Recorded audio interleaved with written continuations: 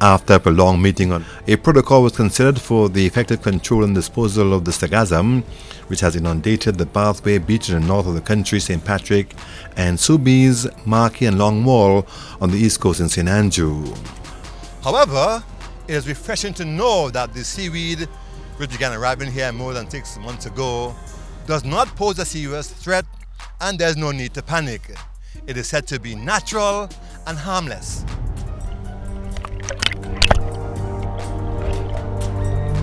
So Sargassum is a holopelagic seaweed, which basically means that it floats for its entire lifespan. And it's usually found in the North Atlantic Gyre, which is an area in the North Atlantic that is turned in a cyclical pattern by currents. So it ends up keeping the Sargassum in one place, and that area is called the Sargasso Sea.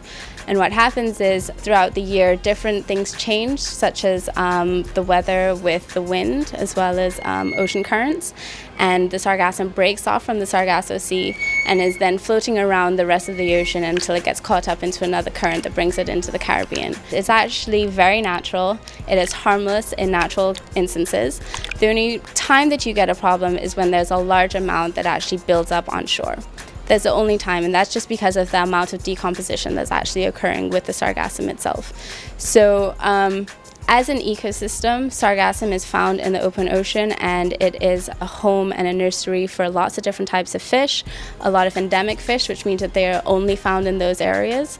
But then when it banks up on shore, then it ends up decomposing, creating a little bit of a smell, and maybe killing a couple of marine life, but that's only because of the amount that's being seen. Marine biologist working with the Grenada government, Tyra Walcott. Similar sentiments have been echoed by her counterpart with the St. George's University, Dr. Claire Morale. She says that there's no need to panic. I really strongly advise people, even when there's vast quantities of the stuff, I think we're often afraid of things that we're not accustomed to. And certainly this is like 2011, we had an inundation, and then over the last sort of 18 months. But just to emphasize, it's a completely natural thing. It's organic, it's non-toxic, it's not harmful. It is a natural material. So like any natural material, when it degrades, it can go through a number of different changes, but people are not to be afraid of it, and people are to manage it very carefully. Experts are trying to ascertain the reason for the inundation of the Sagassum, which has been found in the Caribbean since 2011. It appears to be coming from South America. Basically what has happened is that we're seeing a large amount of Sargassum, whereas before we were seeing little bits and pieces because that's normal. Right now, due to a lot of different changes that we're seeing around the world and within the region, we're seeing a large amount here in Grenada. There are lots of different reasons for this, but none of them are actually conclusive.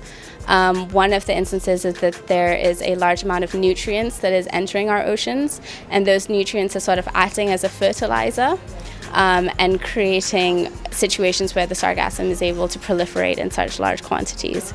Climate change is also another possible problem, whereas different parameters such as the wind and an increase in ocean surface temperature and things like that are possibly creating more conducive conditions for the Sargassum to actually grow.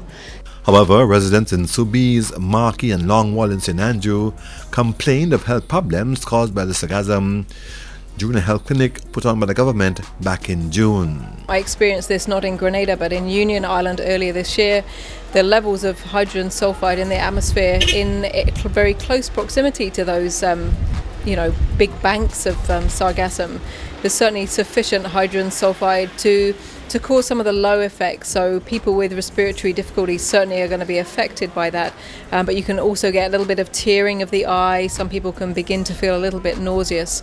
And then certainly tarnishing of metal is something that's been reported as well, for sure. With the health of the nation not a major concern, all attention has been focused on the protocol that will effectively remove and contain the proliferation of the Sagassum on the country's beaches. The manual removal from in the water and on the beaches forms the main thrust of the protocol. So hand raking is going to be one of the most important methods trying to be used.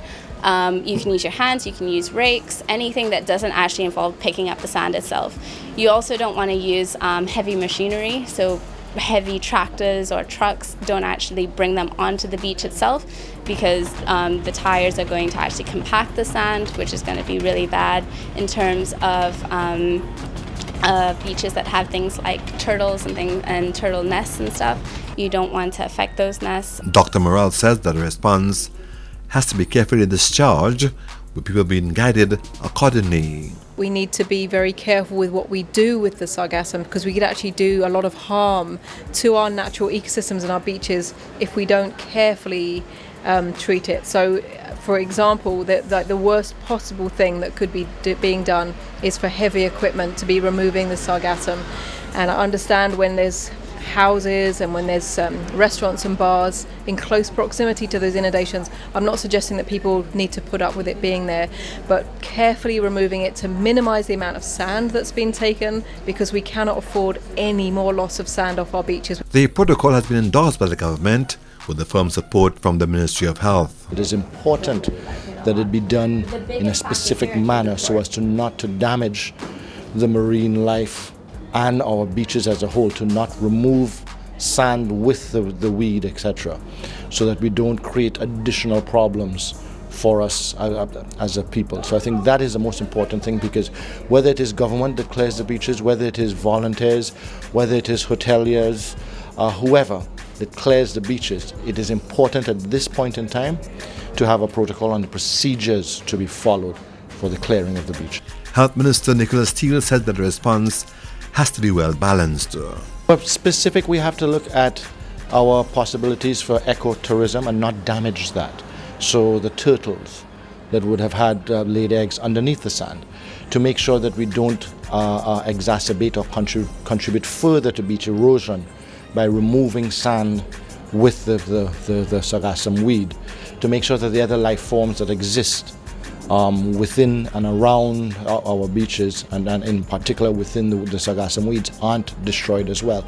Because while we have looked at this Sargassum weed as a menace to our population that lives close to the beaches where it has come ashore, remember Sargassum weed is also has a tremendous benefit to our fisheries as well.